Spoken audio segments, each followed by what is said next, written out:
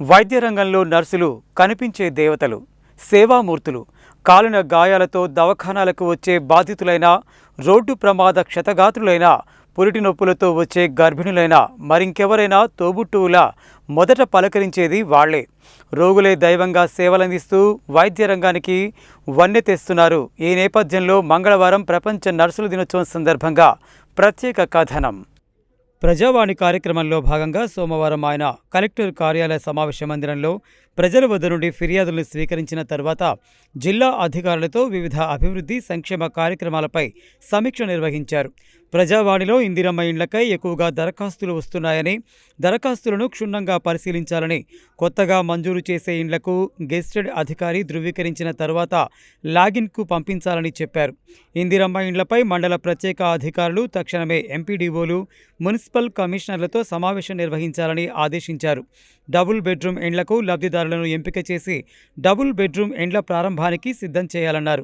సోమవారం నుండి 7 రోజుల పాటు నిర్వహించే విద్యా వారోత్సవాల్లో భాగంగా సోమవారం రోజు పాఠశాలల్లో పనుల శంకుస్థాపన, 2వ రోజు ఇంటర్మీడియట్ 10వ తరగతి రెమిడియల్ తరగతుల నిర్వహణ, 3వ రోజు సర్పంచులతో పాఠశాలల్లో సౌకర్యాల ఏర్పాటు, 4వ రోజు జయశంకర్ బడిబాట, 5వ రోజు లైబ్రరీల అభివృద్ధి, 6వ రోజు ఆర్ట్, క్రాఫ్ట్, కల్చర్లకు సంబంధించి కార్యక్రమాలు నిర్వహించాలని, 7వ రోజున జవహర్ బాల్ భవన్ దినోత్సవం నిర్వహించాలని ఆదేశించారు. ప్రజాపాలన ప్రగతి ప్రణాళికలో భాగంగా చేపట్టిన ఈ వేస్ట్ మేనేజ్మెంట్ కింద గుర్తించిన పనికిరాని ఫర్నిచర్ అంతటిని డిస్పోజ్ చేసేందుకు టెండర్లు నిర్వహించాలని ఆదేశించారు. జూన్ 2న నిర్వహించే రాష్ట్ర అవతరణ దినోత్సవ వేడుకకు అన్ని శాఖలు ప్రజాపాలన ప్రగతి ప్రణాళిక కింద చేపట్టిన చర్యలపై పవర్ పాయింట్ ప్రజెంటేషన్ సమర్పించాలని, అలాగే ముఖ్య అతిథి ప్రసంగానికి నోట్స్ పంపించాలని అన్నారు. ప్రజాపాలన ప్రగతి ప్రణాళికపై కాఫీ టేబుల్ రూపొందించేందుకు ఆయా శాఖలు వారు చేపట్టిన కార్యక్రమాలపై ఫోటోలతో సహా నివేదిక సమర్పించాలన్నారు. జూన్ 1 నుండి ఆర్టిఫిషియల్ ఇంటెలిజెన్సీపై సిబ్బందికి శిక్షణ ఇవ్వడం జరుగుతుందని చెప్పారు. ప్రభుత్వం చేపట్టిన ఉద్యోగుల బదిలీల ప్రక్రియ జిల్లాలో పారదర్శకంగా నిర్వహించాలన్నారు. జిల్లాలో ఫార్మర్స్ రిజిస్ట్రీ 68.2% పూర్తయిందని, తక్కినది కూడా వెంటనే పూర్తి చేయాలని, జిల్లాలో 2,70,000 మంది రైతులు ఉన్నారని, ఫార్మర్స్ రిజిస్ట్రీ పూర్తి కాకుంటే కేంద్ర రాష్ట్ర ప్రభుత్వాల ద్వారా వచ్చే పథకాలకు రైతులు ఇబ్బందులు పడాల్సి ఉంటుందని, అందువల్ల రైతులకు అవగాహన కల్పించి ఫార్మర్స్ రిజిస్ట్రీ చేయించాలని ఆదేశించారు. జిల్లా అధికారులతో పాటు సిబ్బంది ద్వారా రెడ్ క్రాస్ సభ్యత్వాలు చేయించాలని తెలిపారు. జిల్లాలో తాగునీటి సమస్యలు రాకుండా క్షేత్రస్థాయిలోనే పరిష్కారం అయ్యేలా అధికారులు చర్యలు తీసుకోవాలన్నారు. పత్రికలలో ప్రచురితమయ్యే వ్యతిరేక వార్తలపై స్పందిస్తూ ఎప్పటికప్పుడు వివరణలు ఇవ్వడమే కాకుండా తగు చర్యలు తీసుకోవాలని ఆదేశించారు. ZP CEO Premkaran Reddy, DRDO Shekar Reddy, గృహ నిర్మాణ శాఖ పీడీ రాజ్ కుమార్, జిల్లా అధికారులు ప్రజల వద్ద నుండి ఫిర్యాదులను స్వీకరించారు. కాగా ఈ సోమవారం రెవెన్యూ శాఖకు 46 దరఖాస్తులు, ఇతర శాఖలకు 40 దరఖాస్తులు, మొత్తం 86 దరఖాస్తులు వచ్చాయి.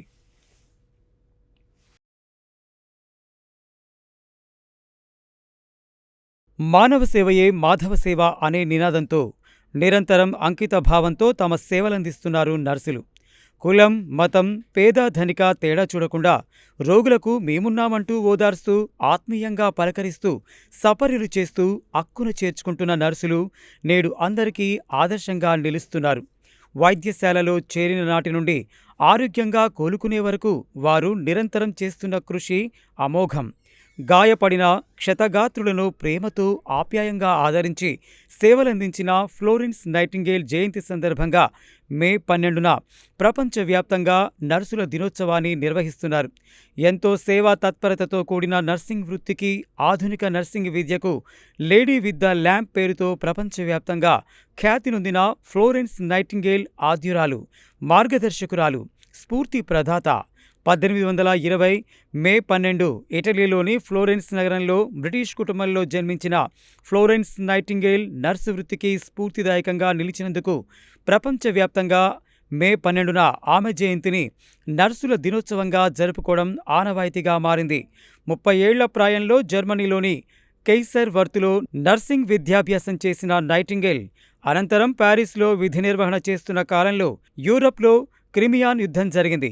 అందులో గాయాల పాలై రక్తసిక్తమై అల్లాడుతున్న సైనికుల వ్యధాభరిత కథనాలను వార్తాపత్రికల్లో చదివి చలించిపోయింది. క్షతగాత్రులను ఎలాగైనా కాపాడాలని నిశ్చయించుకుని కొంతమంది నర్సుల బృందంతో టర్కీలో ఆ సైనికులు ఉన్న లుక్ట్రాయ్ ఆస్పత్రికి చేరుకుంది. అక్కడ ప్రతిరోజు వైద్య సేవలు చేస్తూ నిశిరాత్రిలో కూడా చిన్న లాంతరు పట్టుకుని సైనికులను ఓదార్స్తూ వారికి సేవలందించింది. అప్పుడే నైటింగేల్ను లేడీ విత్ ద ల్యాంప్ అని పిలవడంతో ఆమెకు ఆ పేరు చరిత్రలో నిలిచిపోయింది. అయితే క్షతగాత్రులకు సేవలందిస్తున్న సమయంలో అక్కడి వాతావరణానికి ఆమె తీవ్రమైన అనారోగ్యానికి గురైంది. ఆనాటి నుంచి 50 ఏళ్ల పాటు అనారోగ్యంతో బాధపడుతూనే నర్సింగ్ సేవలను కొనసాగించింది. ఆమె జీవితంలోని చివరి 10 ఏళ్లు కళ్ళు కానరాకపోయినా వృత్తిని మాత్రం వీడలేదు.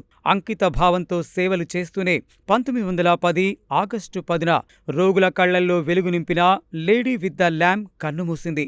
లండన్లోని ప్రఖ్యాత థామస్ ఆసుపత్రిలో నర్సింగ్ స్కూల్ని స్థాపించి అప్పట్లో ఆధునిక నర్సింగ్ విద్యకు బీజం వేసి ఫ్లోరెన్స్ నైటింగేల్ ఆద్యురాలైంది. ఈ రంగంలో పరిశోధనలు జరిపి గ్రంథాలు రచించి యుద్ధభూమిలోని క్షతగాత్రుల వ్యతలను తీర్చి జీవితాంతం అంకిత భావంతో అణువణువునా సేవా తత్పరతను నిలుపుకున్న ఫ్లోరింగ్ నైటింగేల్ నేటికి ఎన్నటికీ చిరస్మరణీయంగా నిలిచే ఆదర్శమూర్తి. ఇకపోతే ఇంటర్నేషనల్ కౌన్సిల్ ఫర్ నర్సెస్ 1965లో నర్సింగ్ డేను గుర్తించింది. ఆ తరువాత 1974లో యుఎస్ గవర్నమెంట్ తాత్కాలికంగా ఈ వేడుకలను ఆమోదించింది.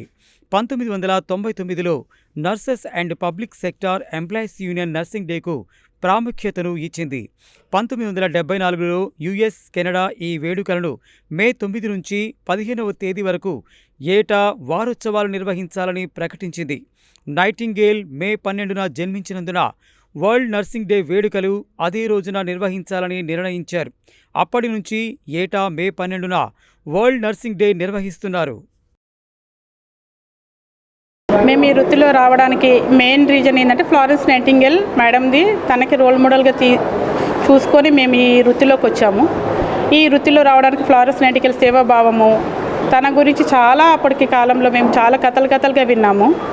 దానికోసమని మేము సేవాభావంతో వచ్చాము. ఈ టైంలలో ఏంటంటే ఈ పీరియడ్లలో మేము కోవిడ్ టైంలోనైనా పాండమిక్ టైంలలో కూడా మేము చాలా సర్వీసెస్ ఇస్తున్నాము.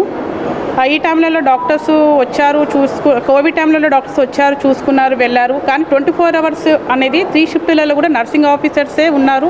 ఆ టైంలో నర్సింగ్ ఆఫీసర్ సేవాభావంతో అందించడం వల్లనే చాలా కేసెస్ కూడా క్యూర్ అయ్యాయి. ఆ టైంలలో మాకు పాతకాలంలో మేడం చెప్పినట్టు అప్పుడు మాకు ఇంత గౌరవం ఉండేది కాదు. కోవిడ్ వచ్చిన తర్వాత మాకు అది ఆ టైంలలో మా సిచ్యువేషన్ ఏంటంటే ఆ టైంలలో నా ఫ్లోరెన్స్ నైటింగేల్ యుద్ధకాలంలో చేసిన వర్క్ ఏదో ఆ టైంలో ఆమె పడిన కష్టం ఏందో మాకు కోవిడ్ టైంలో మాకు కూడా అది తెలిసింది. ఆ విధంగానే మేము ఈ టైంలో కోవిడ్ వచ్చిన తర్వాత మా వాల్యూ ఏందో మన అందరికీ తెలిసింది, సమాజానికి తెలిసింది, డాక్టర్స్కి, హాస్పిటల్స్కి, ప్రతి ఒక్కరికి తెలిసింది. అప్పటి నుంచి మాకు ఇప్పుడిప్పుడే కొంచెం గౌరవం పెరుగుతుంది. మేము ఈ వృత్తిలో పనిచేస్తున్నందుకు మేము చాలా సంతోషపడుతున్నాము.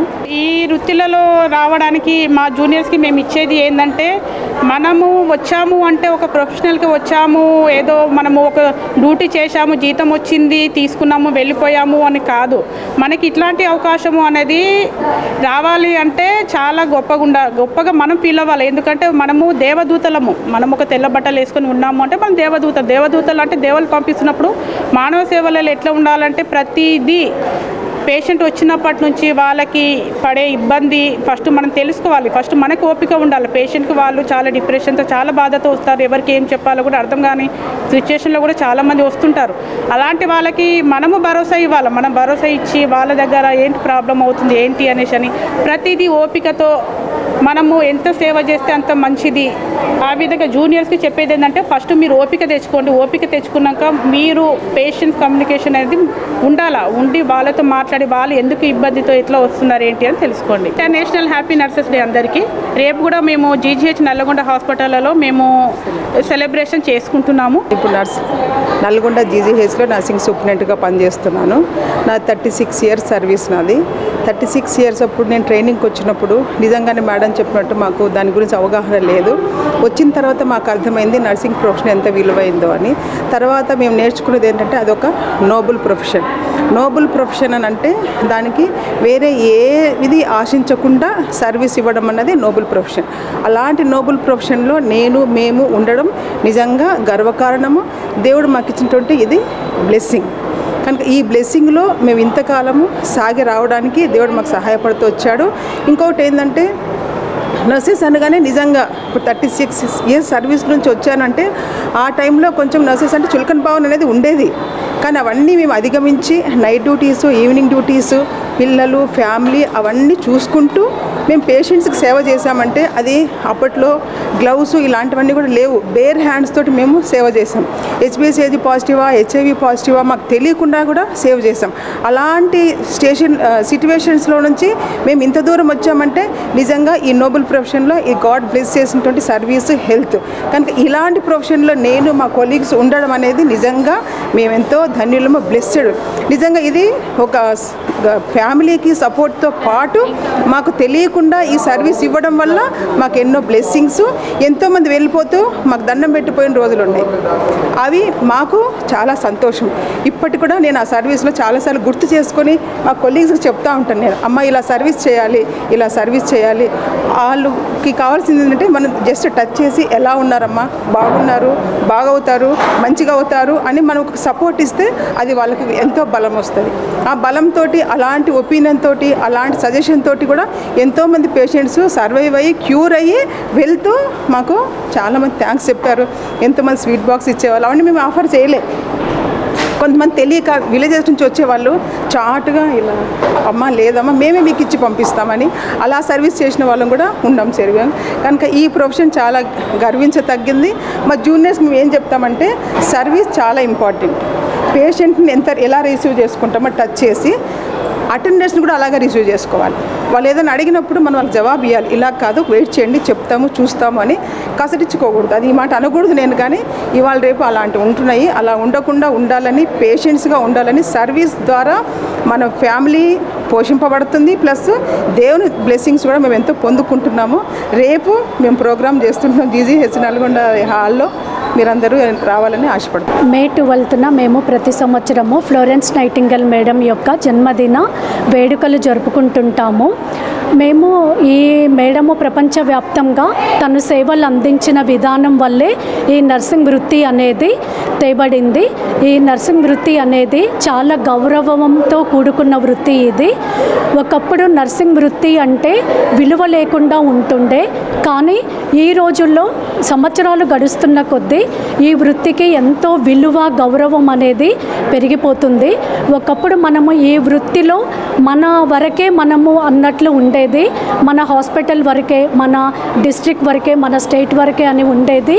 కానీ ఇప్పుడు ప్రపంచవ్యాప్తంగా కూడా ఈ నర్సింగ్ వృత్తికి ఎంతో విలువ, గౌరవం అనేది అందుతుంది. మన ఇండియా తరపున కూడా మన నర్సెస్కి మన స్టేట్స్ నుంచి కూడా జర్మనీ అటువంటి గొప్ప గొప్ప దేశాల వాళ్ళు కూడా మనల్ని అవకాశాలు వెతుక్కుంటూ మన దగ్గరికి వస్తున్నారు. మన గవర్నమెంట్ తరపున కూడా మనకి ఎన్నో అవకాశాలు కల్పిస్తున్నారు. అంటే ఈ వృత్తిలో మనము సంవత్సరము ఎంతో విలువైన సేవల్ని మనం అందిస్తున్నాము. ఇందుకు మనం ఎంతో గర్వించాల్సిన విషయము. ఈ వృత్తిలో ఉన్నందుకు మేము చాలా సంతోషిస్తున్నాము.